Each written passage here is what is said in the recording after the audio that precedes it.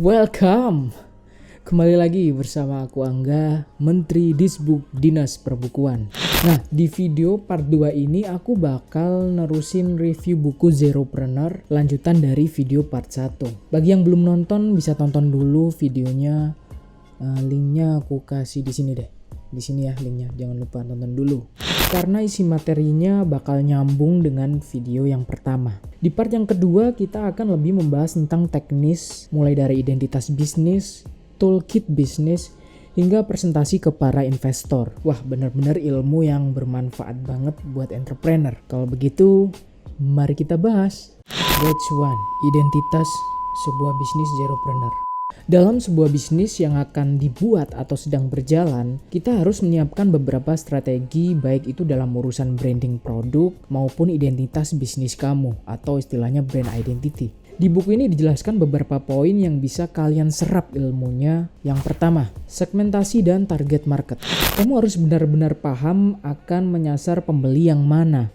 Investor pertama kali akan melihat apakah kamu memiliki segmentasi yang jelas. Jika cuma menjual ayam goreng untuk umum, kamu akan disiniskan oleh para investor karena kamu akan berkompetisi dengan KFC, McDonald's, CFC, dan lain sebagainya. Dengan memiliki segmentasi, bahasa kasarnya pembeli identikal, kamu akan memiliki skema bisnis yang jelas. Karena semuanya akan berhubungan dengan tagline, bahasa komunikasi hingga kampanye bisnismu untuk bekerja sama. Segmentasi yang kabur akan menghalangimu mendapatkan pendanaan. Ingat, dengan identitas bisnis yang kuat, investor paling awam pun mau mendanai usahamu. Jangan takut untuk berbeda, justru dengan berbeda, kamu akan mendapatkan banyak perhatian. 2. Produk positioning. Hakikat usahamu tercermin dari positioning usahamu. Jika kamu tidak memposisikan usahamu di benak para pelanggan, investor juga tidak akan terlalu menangkap apa yang kamu kerjakan. Misalnya, usahamu ayam goreng tadi. Posisi produk seperti apa yang kamu inginkan ada di benak para pelanggan. Kalau KFC merupakan tempat yang bisa dikunjungi dari remaja bahkan orang tua, kamu harus memiliki positioning tertentu. Barangkali ayam gorengmu gratis ongkir jika pengantarannya kurang dari 1 jam, atau ayam goreng dengan free ongkir yang terbesar di kotamu. Maka kamu harus sekuat tenaga mewujudkan hal itu bisa terrealisasi dengan nyata. Memiliki visi ke depan merupakan salah satu imbas jika kamu memiliki positioning yang jelas. Jika positioning dan visi kamu sudah jelas, kamu akan menjalankan fokus dan prestige yang luar biasa. Seiring berjalannya waktu, kamu akan merasakan kenapa mengantarkan ayam goreng kurang dari 1 jam itu menjadi hal standar atau biasa di lingkungan bisnis ayam gorengmu. Kabar baiknya kamu akan terkenal sebagai orang yang pertama yang menjadi pemimpin pasar di positioning ini. 3.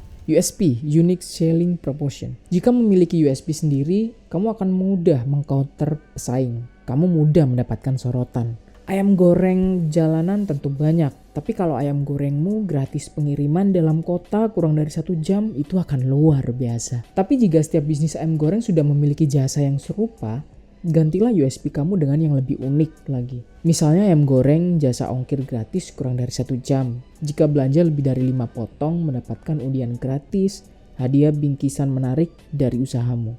Lihat, kamu tidak harus bersaing di USP yang sama. Karena pada dasarnya pelanggan akan mencari yang paling menguntungkan bagi mereka. Apakah itu harga, kualitas, dan pelayanan. Lalu bagaimana jika ada yang berfokus lagi ke hal yang serupa? Kamu bisa melakukan zoom in, zoom out.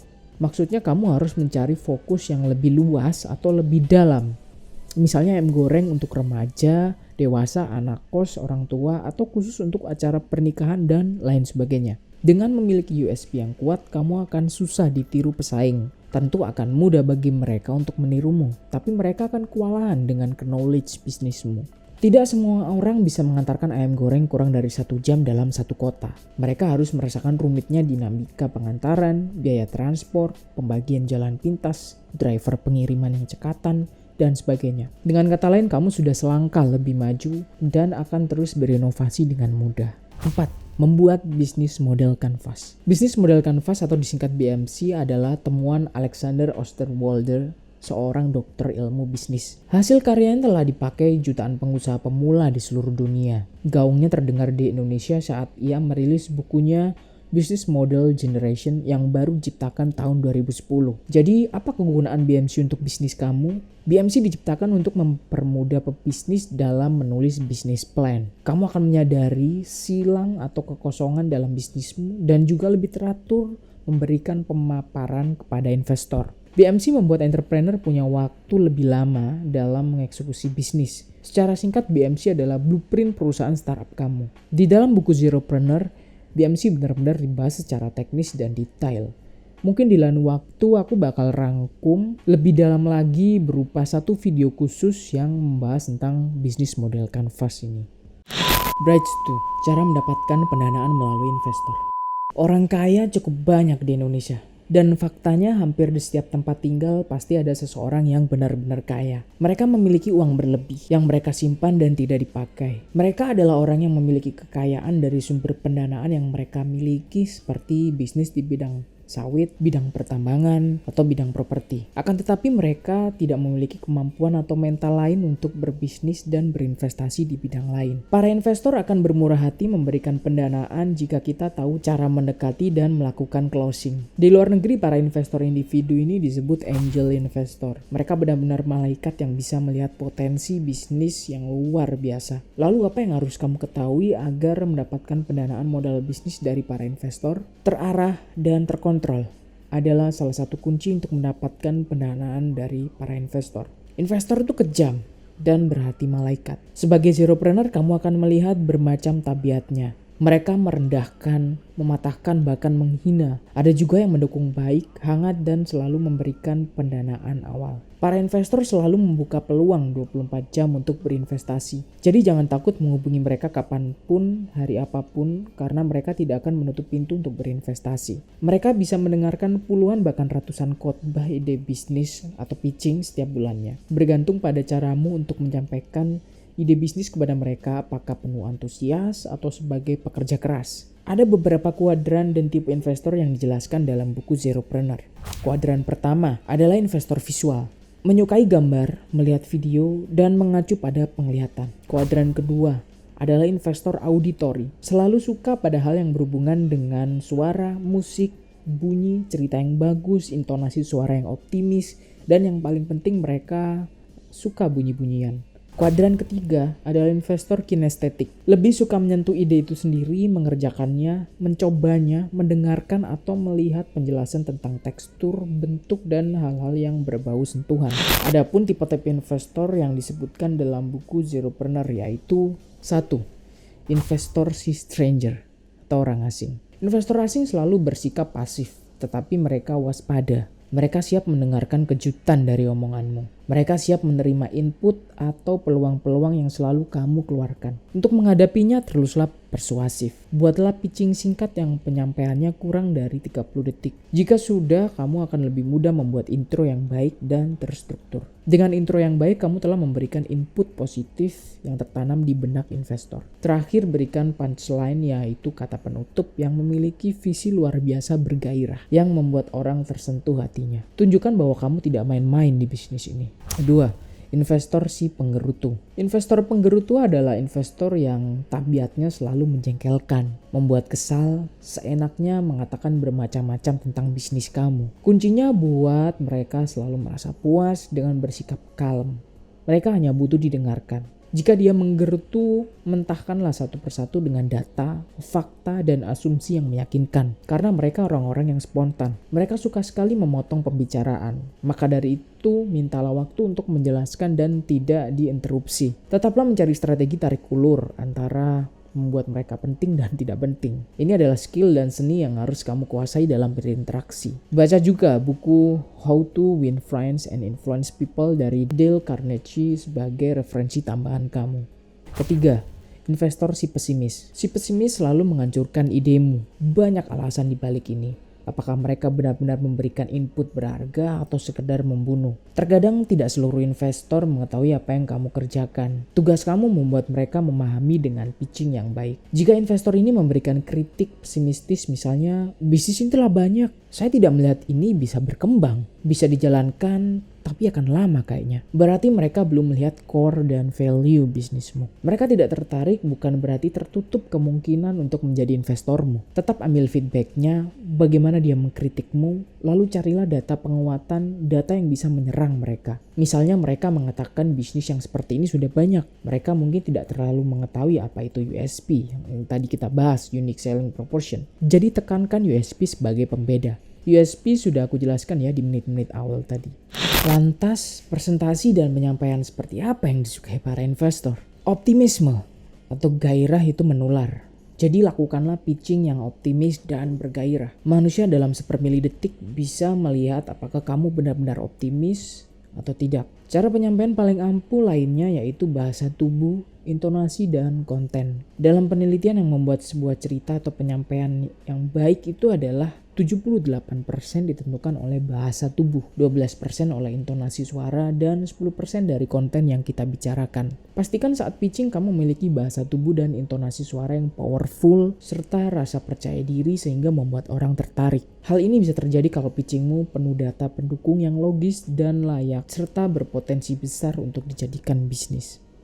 Bridge 3, faktor pendukung mendapatkan pendanaan. Ada beberapa faktor lain atau pendukung yang dijelaskan dalam buku ini supaya kamu bisa sukses mendapatkan pendanaan dari para investor. Check this out. Pertama, tunjukkan sampel produk atau prototype. Pitching yang baik selalu memberikan unsur VAK, visual, audio, dan kinestetik. Di sisi lain yang penting kamu harus memberikan contoh barang atau prototipe produk atau jasa kamu. Jika kamu ingin membuat restoran ayam goreng, bawalah ayam goreng dalam kondisi terbaik dan terenak. Ada bukti, ada respect. Investor tidak akan memberi respect kepada orang yang hanya pintar ngomong. Bawalah ayam gorengmu, berikan kepada investormu. Kamu harus tahu apa yang kamu kerjakan. Dengan begitu investor pun akan berpikiran sama. Kalau kamu setengah-setengah mengerjakannya, akan terlihat dari prototipe yang kurang layak. Berikan mereka angka-angka laba dan selagi melihat contoh prototipe kamu, mereka akan lebih mudah memutuskan akan menjadi investor atau tidak. 2. Cara penyampaian presentasi. Presentasi visual yang baik adalah dengan memberikan teknik 10/20/30 yang dipopulerkan oleh Guy Kawasaki, salah satu expert bisnis asal Amerika, yang artinya 10 slide presentasi hanya 10 buah yang membuat core bisnismu singkat, jelas, dan berisi. Jika lebih dari 10 slide, biasanya orang akan bosan. 20. Waktu presentasi maksimal 20 menit. Artinya satu slide bisa 2 menit kurang atau lebih dengan kadar waktu 20 menit. Waktunya terasa begitu pas. 30. Minimal ukuran font huruf saat melakukan presentasi ialah ukuran 30 poin. Kalau terlalu kecil, orang kurang tertarik. Apakah itu di laptop atau proyektor sekalipun. Gunakan juga pola ini saat presentasi, yaitu data, result, dan kesimpulan. 3. Manajemen waktu ketika membuat janji. Meeting adalah seni. Jika waktu, timing, mood, dan semuanya pas, semua akan baik-baik saja. Jika kamu ditolak di tempat, biasanya mereka akan memberikan nama calon investor lain yang bisa kamu follow up. Kebanyakan investor ini adalah orang-orang terdekat yang menurut mereka pantas untuk membantu pendanaan bisnismu. Pahami jadwal mereka yang sibuk karena kita yang butuh mereka. Buatlah mereka senyaman mungkin, seikhlas mungkin, karena seperti yang telah kita bahas sebelumnya, investor adalah tentang emosi. Jika emosinya kamu bikin buruk, keputusannya akan buruk. Demikian juga sebaliknya. 4. Langsung terjun secara full time. Bayangkan saja kamu punya uang 1 miliar dan kamu tertarik menginvestasikan uangmu itu di bisnis si Budi. Apakah kamu akan tetap memberikan 1 miliar itu ke si Budi jika ternyata Budi harus mengerjakan bisnis sampingan atau sekolahnya terlebih dahulu? Yang berarti waktunya dibagi 2 dengan aktivitas primer lainnya. Tentu tidak. Investor ingin percaya kepada kamu. Ia tidak ingin ada orang lain lagi yang harus ia percayai. Karena tentu akan butuh waktu lama lagi. Karenanya ia ingin kamu yang full time. Bukan si Andi, bukan si Budi, bukan si Rudi atau yang lainnya. Investor ingin percaya kepada kamu. Ia tidak ingin ada orang lain lagi. 5. Miliki karakter determinasi. Dengan memiliki determinasi tinggi, kamu juga bisa dilihat investor sebagai solution-oriented guy. Artinya kamu memiliki solusi untuk setiap hal yang kamu lakukan, bukan berorientasi pada risiko. Memiliki determinasi akan melahirkan karakter problem solver, menuntaskan masalah sebanyak, secepat, dan seefektif mungkin. 6. Memiliki legalitas dan paten bisnis. Hal paling penting untuk mendapatkan kepercayaan dari investor adalah legalitas dan hak paten dari produk atau jasamu. Jika ingin membuat pendanaan awal, kamu harus menyiapkan kertas dan dokumennya. Jika telah memiliki bisnis sendiri seperti CV atau PT, pastikan dokumenmu lengkap. Legalitas adalah salah satu mata uang dalam transaksi kepercayaan.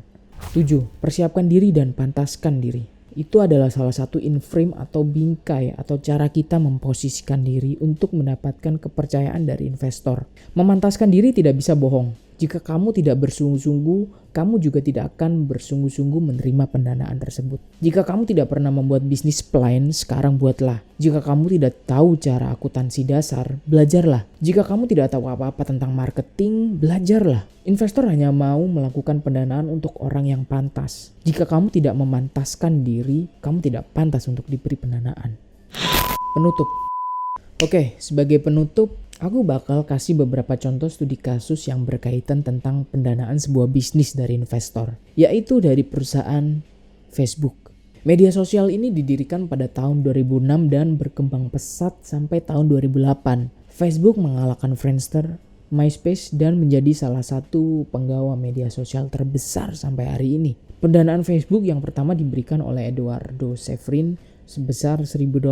Pendanaan berikutnya dari orang tua Zuckerberg sebesar $40.000. Dan selanjutnya pendanaan dari venture capital dan angel investor seperti Peter Thiel, pendiri PayPal. Kemudian dari dalam negeri ada Tokopedia yang berhasil mendapatkan pendanaan terbesar sejumlah 1 triliun rupiah. Bagaimana seorang William Tanuwijaya bisa menjadi CEO dengan pendanaan terbesar di Indonesia? Jawabannya karena dia mengetahui berdasarkan pengalamannya bahwa produk atau jasanya bagus. Dia cuma tidak beruntung bertemu investor yang tepat saat itu. Puluhan presentasi pitchingnya ditolak investor. Dan pada akhirnya waktu itu datang. Dengan kepercayaan terhadap Tokopedia, William mampu menyampaikan pitching dengan semangat dan emosi yang baik sehingga calon investor yang tepat datang kepada William. Bagaimana? Sudah cukup jelas? Pembahasan kali ini cukup padat ya? Rasanya seperti kita kuliah kembali. Aku harap informasi rangkuman dari buku Zeropreneur yang aku kasih bisa menambah pengetahuan kalian untuk memulai sebuah bisnis. Oh ya, jangan lupa tonton video-video rangkuman buku yang lain di channel Disbuk Dinas Perbukuan. Kalau begitu, aku Angga dari Menteri Disbuk Dinas Perbukuan pamit. Assalamualaikum warahmatullahi wabarakatuh. Om Swastiastu. Namo Buddhaya. Salam kebajikan.